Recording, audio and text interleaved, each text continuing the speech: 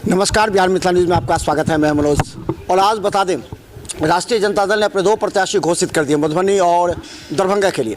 मधुबनी में मोहम्मद अशरफ फातमी ने पहले ही कहा था, आज उन्होंने राजद की सदस्यता भी ग्रहण की है। इसके बाद वो मधुबनी चुनाव के लिए उन्होंने अपना पैगाम भी छोड़ दिया है। वहीं आज ललित यादव की चर्चा पहले से चल रही थी और आज ललित यादव के नाम पर मुहर लग गई और वो दरभंगा से चुनाव लड़ेंगे।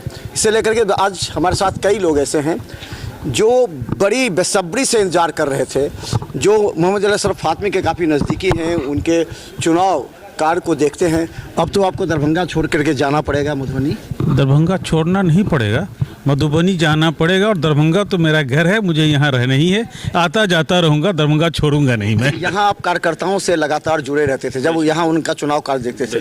मधुबनी नया होगा, मधुबनी में नए राजद के कार्यकर्ता होंगे, कांग्रेस के कार्यकर्ता होंगे, उन लोगों को तो किस तरह उन लोगों को वहाँ पर कि कहीं भी कोई कार्यकर्ता जब होता है ना तो पार्टी के समर्पित होता है, और जब समर्पित वो होगा तो उसको कहीं कोई जो उसके जो सीनियर या फिर जो कैंडिडेट है या कैंडिडेट के ऑफिशियल्स होंगे उनको किसी प्रकार की कोई कठिनाई नहीं होगी। और मधुबनी भी मेरा कोई दूर का क्षेत्र नहीं है, मधुबनी में भी मेरी बड़ी रिश्तेदारी है, मैं आता जाता रहता हूँ, वहाँ के लोगों से भी मेरी मुलाकात है। और मैं समझता हूँ कि दरभंगा के 80% लोगों के संबंध लोग मधुबनी में है, इसलिए सब एक दूसरे को जान रहे हैं। कोई नया चित्र नहीं होगा वो। मधुबनी में लोग कहते हैं कि अपना मधुबनी का कैंडिडेट नहीं होता है, चाहे भाजपा का हो चाहे महागठबंधन का, जब भी होता है दरभंगा से कैंडिडेट ला करके मधुबनी को थोपा जाता है, ये उन लोगों का कहना है। क्या लगता है इस? नहीं, ऐसी कोई बात नहीं। वहाँ शकील साहब भी कैंडिडेट हुए हैं, उसके बाद केवटी उस कंस्टिट्यूंसी में है, सवाल वही करें।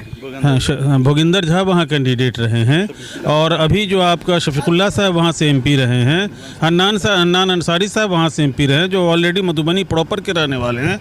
इसलिए ये सब जो पॉलिटिकल गेम होता है ना, कि कोई नया कैंडिडेट आया या कुछ आया तो मुझे तो कुछ बोलना है ना उसके अगेंस्ट में, तो कोई क्लू तो होगा। अभी अशोक यादव वहाँ का एमपी है, जो अशोक यादव केवटी का रहने वाला है, और केवटी मधुबनी कंस्टिट्यूंसी में है, तो कंस्टिट्यूंसी का ही लोग ना अभी तक है। हाँ, बाहर के लोग जिसको वहाँ के लोग स्नेह देते हैं, पुकारते हैं, प्यार देते हैं, वो भी वहाँ जाता है, इलेक्शन लड़ता है और जीत के आता है। ऐसी कोई बात नहीं है।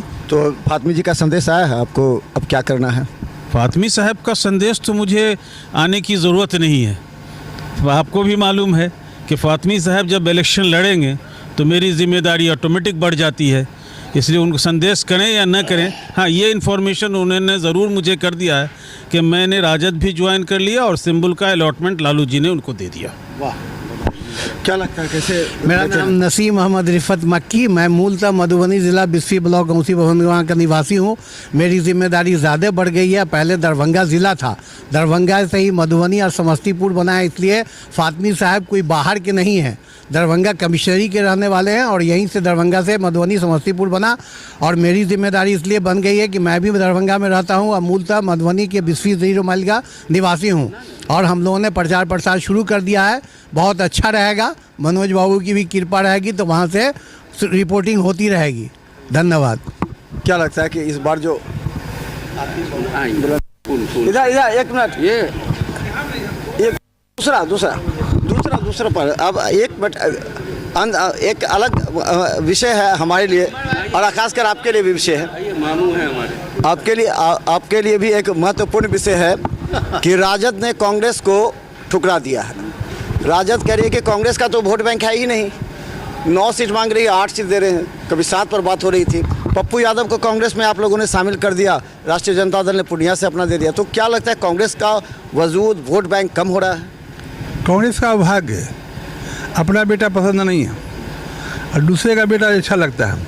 अपना साय पसंद नहीं है, दूसरे को साय बना रहा है।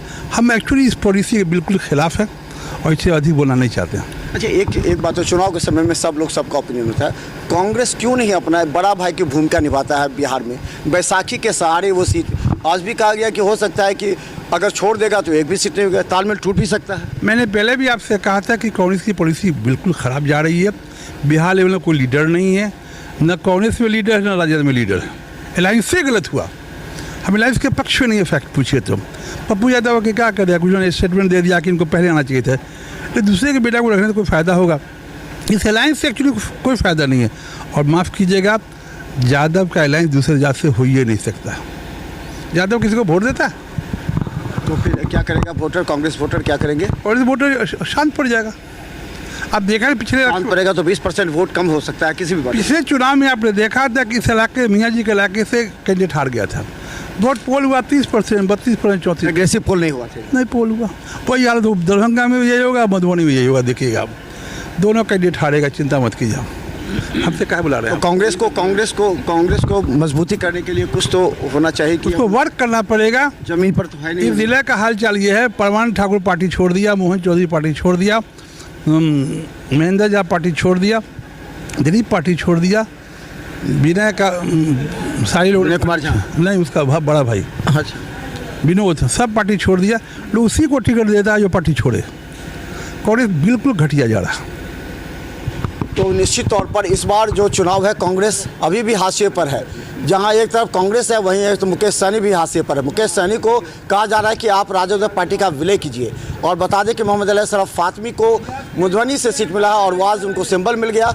लोगों में खुशी है कि मधुबनी से चुनाव जीतेंगे। वहीं ललित यादव दरभंगा से चुनाव लड़ेंगे, उनको भी सिंबल मिल गया है। अब ये देखना है कि अब नई राजनीति कैसे शुरू होगी, क्योंकि MY समीकरण दरभंगा और मधुबनी दोनों मिलकर चुनाव लड़ेगा और भारतीय जनता पार्टी पर इस बार निश्चित तौर पर बड़ी वज्रपात होगी। और कैसे रणनीति से भाजपा लड़ेगी ये भी आपको दिखाएंगे। देखते रहिए बिहार मित्र न्यूज़। धन्यवाद।